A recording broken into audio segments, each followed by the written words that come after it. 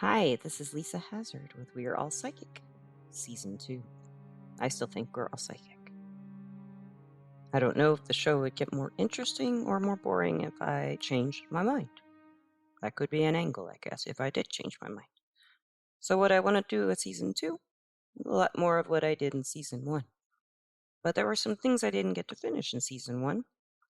I never got to talk about Reiki with April. We just haven't been able to get that to happen. When we have been able to get together, we just talk and talk and talk and talk. And I really would like to talk more angels with Sheila. And I'd love to talk more magic with Akasha. And we definitely need some skeptics. I'd like to have Hamilton Strange back for sure. And anybody else who wants to come back, you are more than welcome to.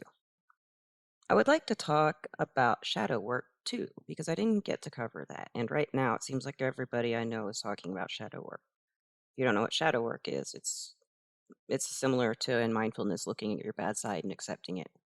You're just looking at yourself, the things you don't like, the things that scare you even, or things you don't like about other people, and why, and just expelling it from influencing you. So that's what I still want to cover. And for the rest of the season, hey, we'll find out. I got to touch base with Misty, see what she's got for ideas. If you're new to the show, this podcast, We're All Psychic, the reason what I'm doing is giving my opinion and trying to get opinions of other people about if we're all psychic, if they think we're all psychic. And so far, everyone said, yes, I like it. I'd like to hear some people who say no, but not that I want to argue or anything like that. Just want to hear other sides. What am I doing exactly, and why am I doing it? Same thing over a year later. It's like the first podcast I made, I think. I do this because I really like doing it now. And I've made some great friends through doing this. I have made a friend with Misty, and I've gotten closer to some other people, and I feel good about it. It feels fun, and I like fun. I pursue it, like I said. Um, the reason I'm still doing it is because I haven't changed my mind. It's actually more set right now. Although, for this podcast, introducing season 2, I would like to talk about how so many people have come to me and I've heard about it, and I've heard other stories and podcasts and videos on YouTube and stuff like that, books, blogs, and just talking to people mainly. A lot of people have trouble when they tell, say, their family or their best friends that don't know, or their loved ones, their husband or wife or significant other. They have to tell them, I think I'm psychic. Or, I think I might be a witch. Or, hey, I don't believe what you believe, Mom and Dad. It's really hard for a lot of people. I know somebody recently who was laughed at when she explained. I didn't hear the whole story. She just told me what happened. I wasn't there. She told me some people that were laughing at her and these were friends of hers that she had known for a long time. They were laughing at her, she said, for doing tarot cards and talking to dead people, is how she put it. So it's, why would they? And has that happened to me? Oh, yeah. Oh, yeah. I get laughed at a lot for a lot of things, but that's one of them. There are skeptical people and there are judges. Kind of different to me. The things that maybe a judge would do, when I say judge, is not like a legal judge, but a person who judges you, and I would like to explore why in a minute, but they might judge someone who believes in psychic phenomena, or is a psychic, or is a witch, or is a Reiki healer, or anything like that. They might be criticized for it, or laughed at, or ignored, or just cut out, and just generally just emotionally brutalized. That's an exaggeration, but it does feel that way sometimes.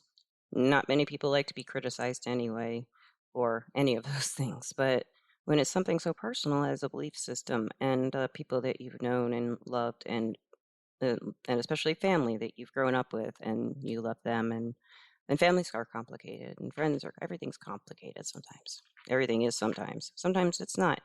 When it comes down to you being alone, maybe it's not too complicated what you really think about something like this. And maybe when you're out with other people, you might not want to just voice your opinion too freely if it's like mine, or maybe you do. Maybe you have people like you around you and you can discuss it all the time. That's great. I have friends like that too, and my husband's sitting here listening to me record this. And he is making a beautiful picture of art. I might steal it and use it for a podcast, like so many others. But even sitting next to him and doing this, I feel a little self-conscious. It helps because I always like being with him, and he always gives me a boost. And but to talk about something like this with someone in the room who I most care about their opinion is, it's intimidating. He's shaking his head and shaking his head. Oh no, but it is for me. It also, like I said, it makes me feel happy because it's him. That's where it gets complicated. When I was younger and I decided to talk to somebody about what I was experiencing, I think it was, well, the first time I did was a therapist, just a little bit. But then when I moved to Phoenix, I had a roommate, and I had, well, we were dating on the way to Arizona. I broke up with him on the road, and then we didn't have, he had to have somewhere to stay. We'd been friends since a long time, so it wasn't weird or anything. But I had this really weird experience the first month I was there, where I felt like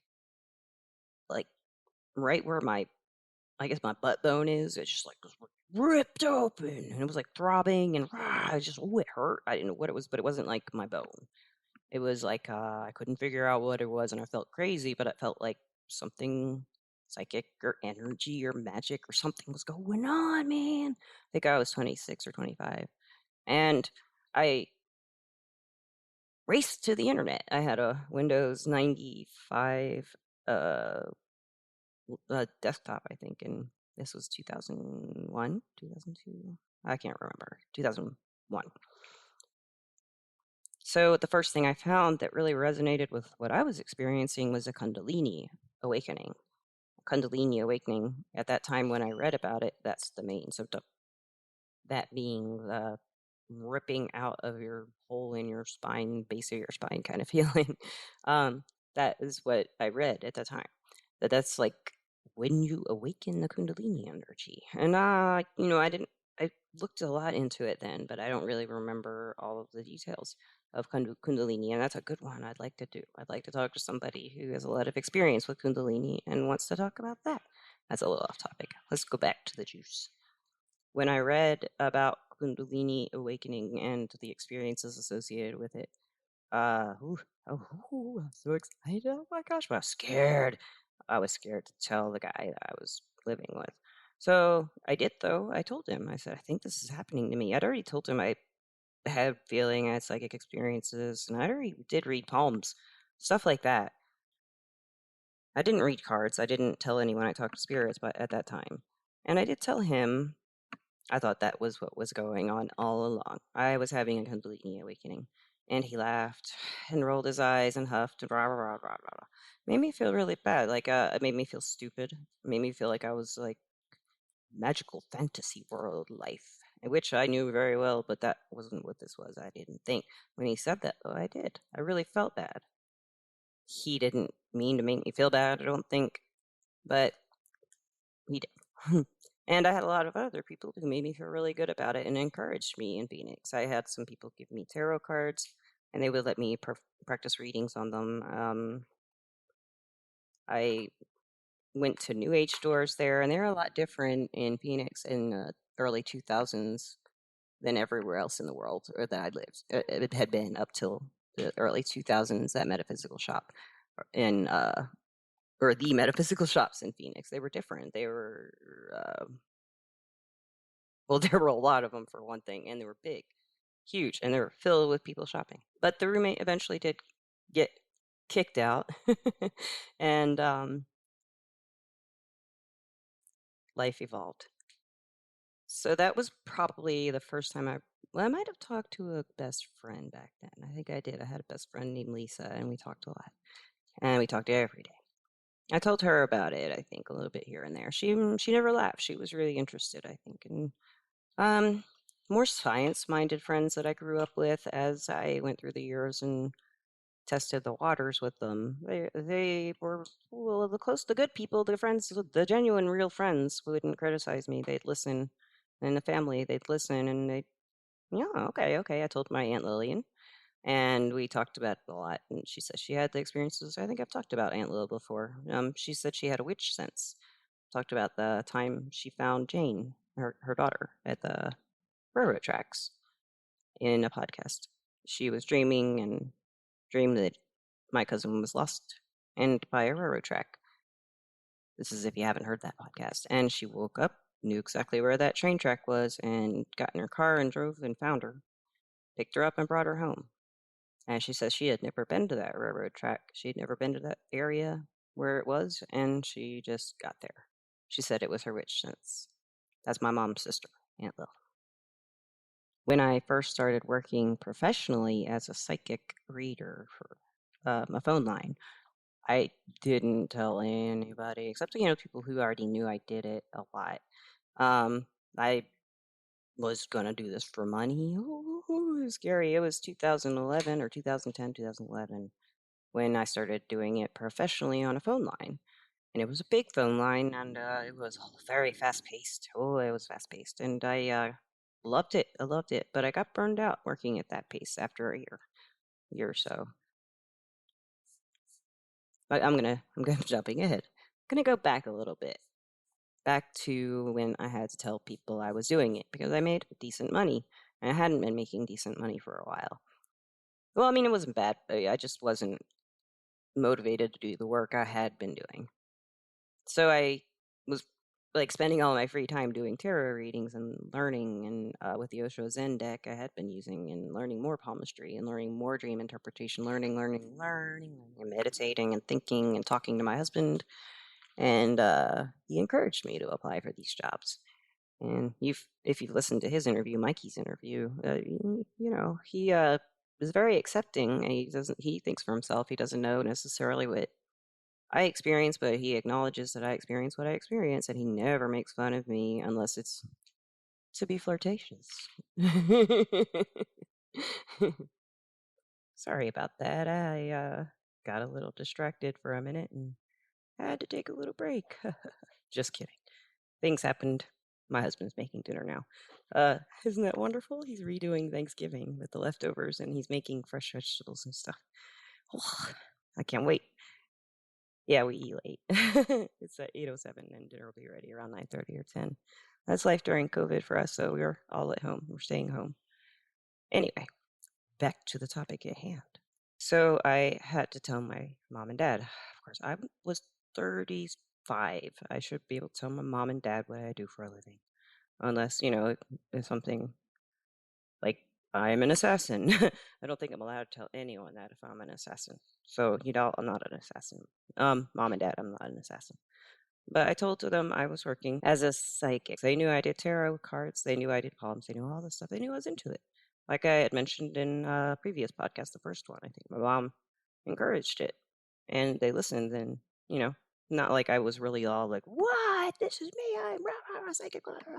I'm not one of those people who was younger and could just see spirits, and I was all like, this is what's going on. No, I didn't know what was going on. So when I told them, they were really excited. I was like, what?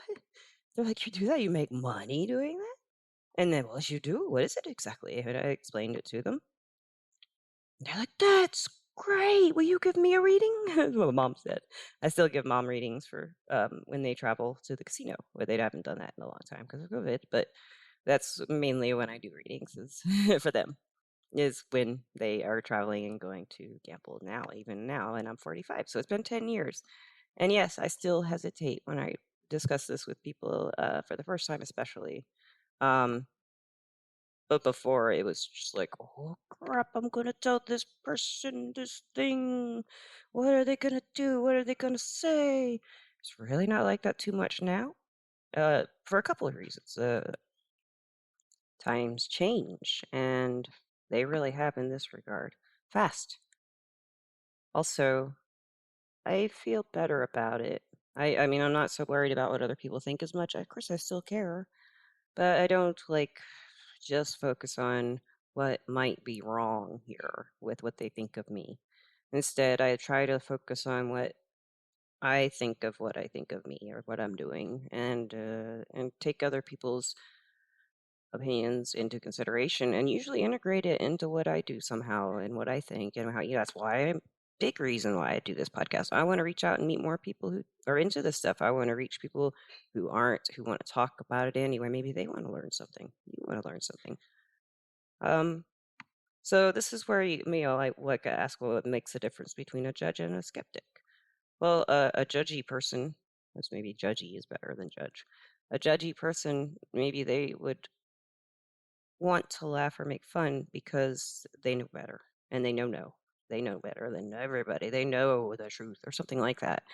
And or they just want to pick on the person who says they have these experiences, or says that they are psychic, or says that they practice magic, or says that they're an energy healer. Some people just I would guess they deep down just want to feel right because they don't know and they don't like that. Maybe, I don't know. We have to find out from some skeptics who might want to be on the show, who may have used to been judges, and now maybe they're just skeptical and figured out the judgy part wasn't really fair. It's not. It's a bully thing. It's kind of bullying people into telling them their beliefs and their practices that don't hurt anybody else or hurt anybody at all. um, and anybody who wants to have a reading is wanting to. I mean, they come and they pay a psychic or they ask for it. They're getting a free reading either way. They're asking for a reading. So if there's any harm, I guess it would be an unethical reader, really, or possibly. I mean, if there's harm, it can be an accident too. That's by going back to where words are like we all interpret words differently. So maybe a reader might say to somebody, he loves you, but he's stressed out. And then the person who gets the reading hears, but he's stressed out, and then thinks, I stress him out. I'm his problem. He hates me. It's just the way we talk to ourselves, I guess. And I guess like the more skeptical who just need some kind of something that they feel is proof. That's really interesting to me because that's how I was. I really just needed some proof, even though I had plenty of it. I was like, oh, no, no, this is a psychosis. This. And when I crossed all the things off the list through lots of different ways, that's what I was left with anyway, was the energy work is going on. It's this energy system. It feels like you could call it an energy system. How do we perceive ourselves? How do I perceive myself? It changes all the time. How do you perceive yourself? How do you perceive your opinions? Do you perceive them as definitely right? Are you open to learning other people's ideas and different phrasing, maybe for the same thing, and see it that way? Or are you afraid to tell people what your experience is because you're not really sure what the words are? Or do you have an experience in your life that's continuous that you would consider energy work in some way? So it goes back to like separating an empath, for example, in the empathy podcast. Talked about separating me from other people's emotions, my emotions that I was feeling, and other people's emotions that I was feeling. So I didn't know the difference. And I think I mentioned in that podcast that I didn't feel like I had my own emotions once I separated as well as I could the two. And I think now that we're at this point in the podcast, I ask you who are listening to question your self image and don't ask other people what they think of you if you're while you're doing this. Just decide for yourself and be kind to yourself. Who else is going to be? Hopefully, everybody. That you can be the kindest person to you and you can be the hardest person to you. But in the end, I think you're the only one who's really going to be held accountable for anything you think of yourself. Doesn't matter what anyone else thinks in the end. Maybe.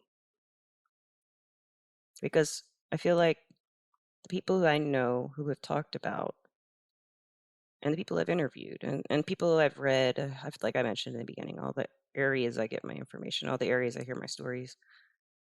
There's a lot of like a lot of worry that they're not powerful enough or not learning fast enough. And then there's people afraid to tell their parents, afraid to tell anybody they know or love, or even strangers. And some people want to tell everybody. It's different. It's different. It's different.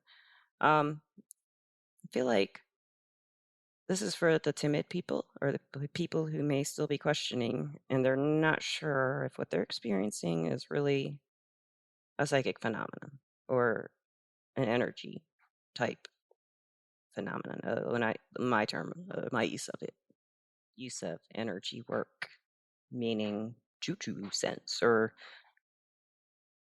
you know, you know, if you've been listening. And so there are a lot of ways that you can figure out what you believe for right now. You don't have to believe it forever. Nobody does. You don't have to do anything forever. You don't want to. But I would highly recommend just if you want to do like an actual technique. Let's say maybe you do like lay in bed or lie on the couch or light some candles, whatever you like to do to relax. Take a bath, take a shower, take a walk, sit in the yard, pet your cat, pet your dog, zone out and be honest with yourself, but not brutal. Not like that emotionally brutal thing that those other people can do. You don't have to. You know about you. You're the only one who really knows about you. No one else will until you allow them to. Thank you so much for listening to the first episode of season 2, We're All Psychic. We have some possible upcoming guests that I want to tell you about.